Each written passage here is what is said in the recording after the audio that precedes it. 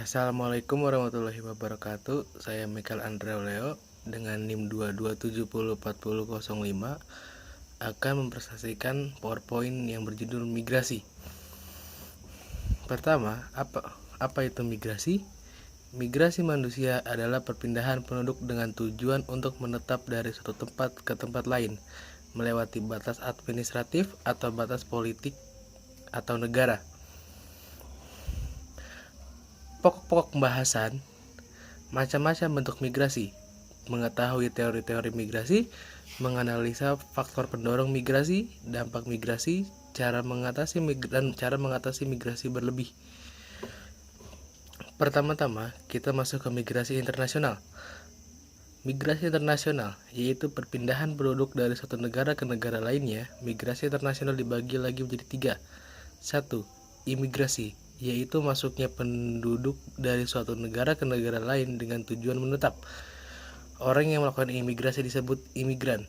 2. Emigrasi, yaitu keluarnya penduduk dari suatu negara ke negara lain.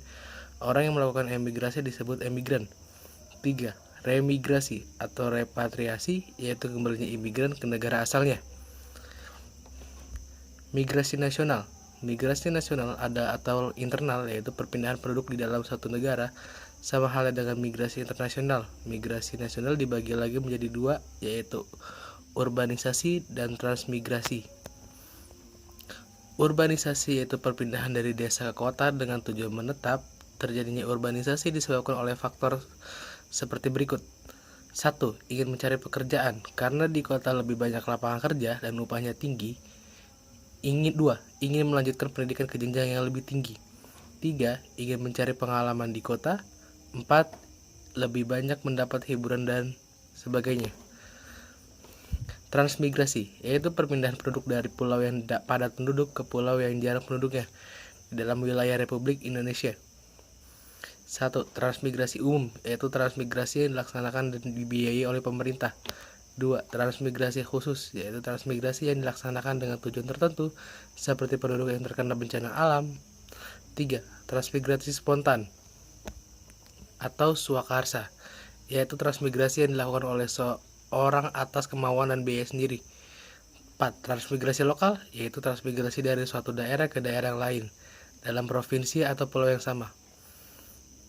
Ruralisasi, yaitu perpindahan penduduk dari kota ke desa dengan tujuan menetap. Ruralisasi merupakan kebalikan dari urbanisasi. Bagaimana dampak migrasi? Dampak migrasi internasional. Migrasi internasional adalah suatu perpindahan penduduk dari satu negara ke negara yang lain. Imigrasi internasional terbagi menjadi 2 macam, yakni imigrasi dan emigrasi. Berikut penjelasan dampaknya. Dampak imigrasi. Imigrasi merupakan datangnya penduduk dari negara luar ke negara-negara yang dituju dengan tujuan menetap.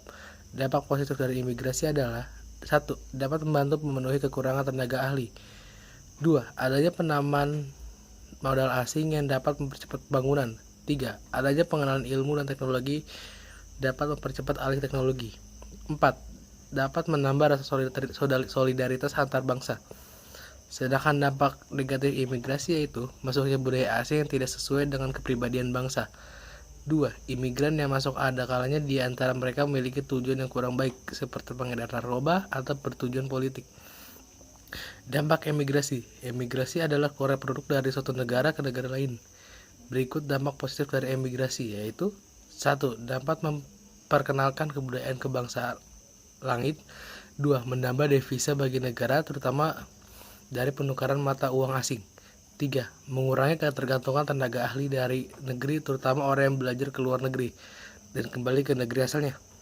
Sedangkan dampak negatif emigrasi adalah emigran tidak resmi dapat memperburuk citra negaranya, kekurangan tenaga terampil dan ahli bagi negara yang ditinggalkan. Dampak migrasi nasional. Migrasi nasional atau internal ialah perpindahan penduduk di dalam suatu negara. Jenis migrasi nasional yaitu urbanisasi dan transmigrasi. Berikut penjelasan dan dampaknya.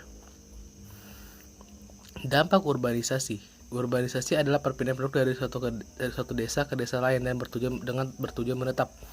Dampak positif urbanisasi yakni 1. Kesempatan membuka usaha baru di kota semakin luas. 2. Perekonomian di kota semakin berkembang. 3. Dapat memenuhi kebutuhan tenaga kerja di kota. Mengurangi jumlah pengangguran di desa, meningkatkan taraf hidup untuk desa. Kemudian dampak negatif urbanisasi sebagai berikut. 1. Berkurangnya tenaga terampil dan terdidik di desa. 2. Meningkatnya pengangguran di kota. 3. Timbulnya pemukiman kumuh akibat sulitnya mencari perumahan. 4. Lalu lintas di kota sangat padat sehingga sering menimbulkan kemacetan lalu lintas. 5. Produktivitas pertanian desa menurun. 6. Meningkatnya tindak kriminalitas di kota. Dampak transmigrasi. Transmigrasi ialah perpindahan penduduk dari wilayah padat penduduk ke wilayah yang jarang penduduk.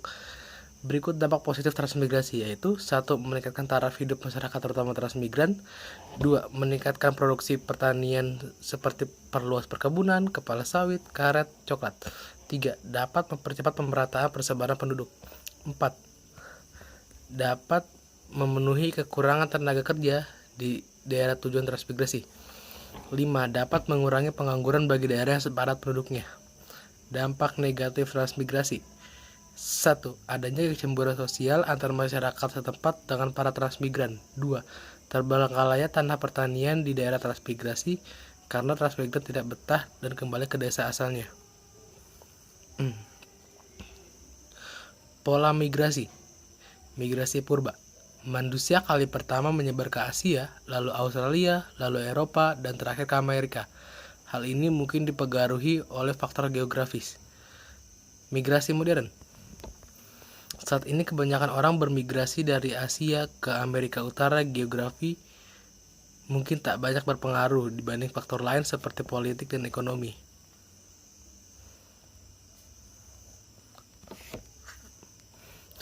Faktor terjadinya migrasi. 1. Kurang lapangan pekerjaan. Salah satu penyebab atau pendorong terjadinya migrasi adalah alasan sedikitnya lapangan pekerjaan yang ada di daerah asal. 2. Kepadatan penduduk. Alasan lainnya seorang melakukan migrasi adalah karena adanya penduduk yang terlalu padat di daerah asal. 3. Sumber daya alam yang kurang. Sebagian penduduk yang berpindah ke tempat lain dikarenakan sumber daya alam yang kurang memadai. 4.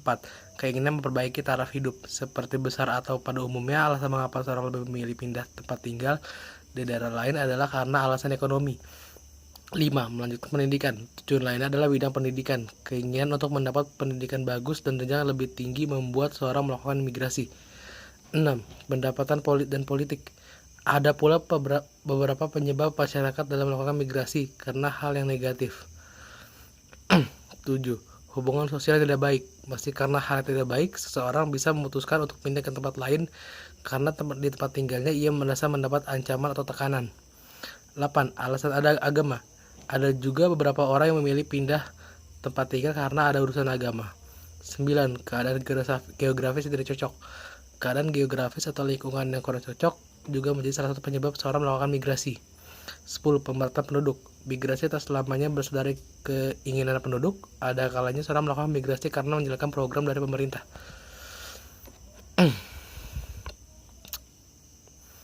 Faktor pendorong dan penarik.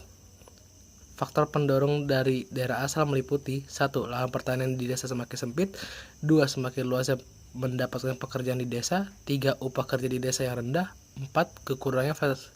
Kurangnya fasilitas yang mendukung keahlian. Faktor penarik yang berasal dari daerah tujuan meliputi 1.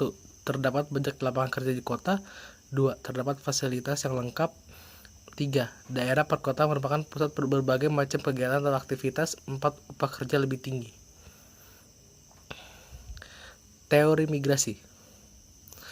Teori migrasi menurut Todaro. Terdapat juga beberapa teori migrasi, salah satunya dari model Todaro, yang menjelaskan jika migrasi berkembang, akibatnya ada perbedaan antara pendapat yang diharapkan dan yang terjadi di pedesaan dan perkotaan. 2. Teori migrasi menurut Everett Ashley. Teori migrasi lainnya datang dari Everett Ashley yang menjelaskan jika volume migrasi dari suatu wilayah berkembang sesuai dengan tingkat keragaman daerah-daerah di wilayah tersebut. Menurutnya, migrasi adalah perubahan tempat tinggal secara permanen atau semi-permanen. Tidak ada batasan mulai dari jarak perpindahan ataupun sifat apakah terpaksa atau sukarela. 3. Migrasi menurut Arthur Lewis. Dalam hal ini, Arthur Lewis menjelaskan tentang perekonomian menjadi dua sektor, yakni sektor tradisional, pedesaan yang subsisten, yang ditandai adanya produktivitas tenaga kerja yang amat rendah, dan sektor modern, industri, perkotaan dengan tenaga kerja, dan sektor subsisten berpindah secara perlahan. Cara migrasi berlebih. Beberapa upaya yang dapat dilakukan adalah sebagai berikut. Cara pencegahan migrasi berlebih. Beberapa upaya yang dapat dilakukan adalah sebagai berikut. 1. Membangun fasilitas pembangunan sampai ke pelosok negeri. 2. Pengadaan pendidikan yang bermutu hingga ke daerah-daerah terpencil. 3. Membangun sarana dan prasarana yang dibutuhkan hingga ke seluruh penjuru negeri. 4. Meningkatkan upaya bagi pekerjaan di desa. 5. Memperbanyak lapangan kerja di pedesaan. Sekian dari saya. Jika ada salah kata atau kurang, mohon maaf. Wassalamualaikum warahmatullahi wabarakatuh.